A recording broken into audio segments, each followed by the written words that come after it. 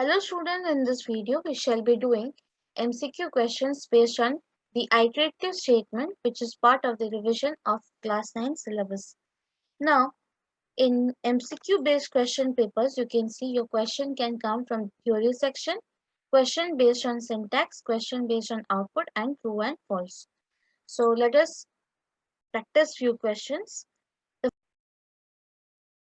We go for the next question. What is the output of the below Java code with for loop? So here it will go from I equals to 1, I less than 5. So be careful, it is less than 5. So the values printed will be 1, 2, 1, comma 2, comma 3, comma 4, comma. Again the comma should be there. So carefully see. The loop will be iterating from 1 till I less than 5. So it will go till 4. So the values printed. Yes, so carefully read the question, see the initial value, see the test expression and the updation and answer it, and also the printing part. Be careful with while answering MCQ question because you will have one correct answer and other options will be nearby similar but they will be error.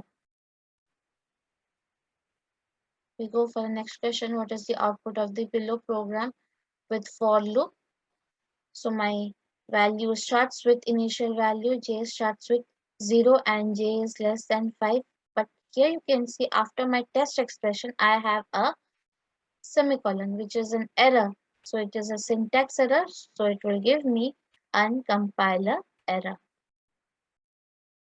So carefully read the question, see the semicolon, see the syntactically it's correct or not. Say true or false. In a for loop, the initialization part, condition part, and decrement part can be empty. Yes, it can be empty.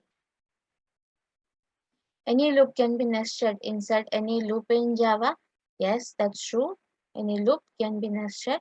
You can have while within do while, you can have do while within while, you can have for within while, you can have for within do while, you can have while and do while within for also. A loop in Java language may contain any loop, if else, switch statement. Yes, all are the correct answers. It can have all. In Java language, break or continue statement can be implemented inside a loop only with the help of if else. You have seen previously we have attempted few questions where we have used break and continue with the help of if else statements. What is the output of the Java code given below? It starts with I equals to 0 and it will go till I less than equals to 6. It's initialized with I equals to 1. You can see later in for loop. I'm initializing with I equals to 1 and it goes to less than equals to 6. And where it will be modular sheet divisible by 3, it will continue. That means the printing will be skipped. So I'll go for the correct answer, that is 3 and 6. They are divisible by 3.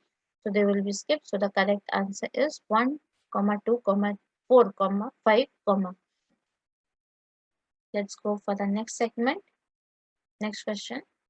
A break or continue statement applies only to the inner loop or the loop containing break or continue, always outer loop, sometimes inner loop, sometimes outer loop, none. So which will be the correct answer?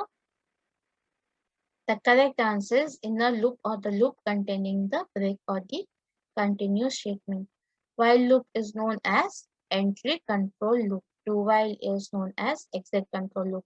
Why while is known as entry control loop? Before you enter the body of the loop, the test expression is encountered or it is executed. And in do while, after the body of the loop, we have the test expression. So it's called as an exit control loop. Another for loop is known as my entry control loop because in for loop also, first we encounter the test expression, then we enter the body of the loop. Now we have the next question. For int I equals to 1, I less than 5, I plus plus. Print name of my school is short school. So how many times it is going to be executed? Let's see.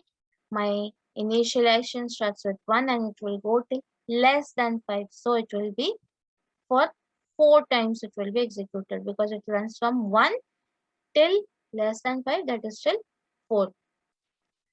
We go for the next question. In this question you can see that this program segment is not in sequential order. It is in one line. So you need to write it first in the sequential order, in the format you write the program, and then you need to understand the segment of the program. Now here the question is, how many times will the following loop execute? So the loop starts with I equals to 1 and it will go till I less than 10. And inside you can see in the if, you can see we have the updation I plus plus. So it will be executed for 9 times. That is from 1 till I less than 10. That is the correct answer will be 9 times the loop will be executed. We go for the next question. Now, what is the error in this question? Now, the error in this question is the semicolon after the for loop that we have. So, it will be my syntactical error. Next question. For int I equals to 0, I less than 10, I minus minus. Now, what type of loop is this?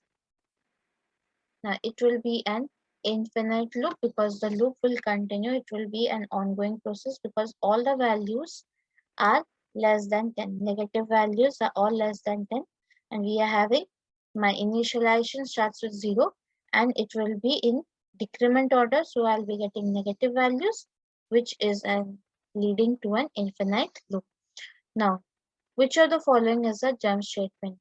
The jump statement is break. For switch, for is my loop statement, switch is my conditional statement. So jump statement is break. Which of the following is not a jump statement? Break, return, continue are jump statement. Jump is not a jump statement. We go for the next question. It's based on program segment question. Now here you can see the question is that you have to print the ASCII value. I'm using typecast within the do loop and I'm printing the character by the ASCII value. The question is x is initialized with 97 and it will go till less than equals to 100. And at the point x is divisible by 10, it will break. It will come out of the loop. So the values that will be printed to me is small a, B, C. But here you need to notice it is in println. So I'll be choosing small a, B, C because 97 onwards we have lowercase value. So I'll come down. This is my correct option. Option number 3 is my correct answer. We go for the next question. Analyze the given program segment and answer the following question. Write the output of the program segment and how many times does the body of the loop get executed. My initial value of m is 5 and m will go till the value of 20, stepping by a value of plus 5. And if m will be divisible by 3, then it will break, that is, it will come out of the loop. And if m is divisible by 5, then it will be printed and it continues.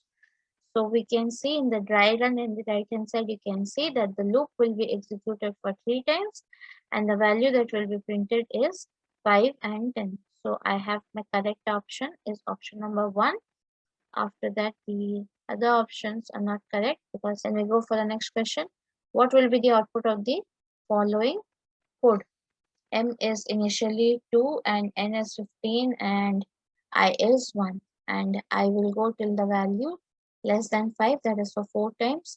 Now you need to note carefully over here, M plus plus, the increment operator is associated with the loop, but the decrement operator N is not associated with the loop, it is not part of the loop. So only my M value will increase by 4 times. So N, the correct option is M equals to 6 and N equals to 14.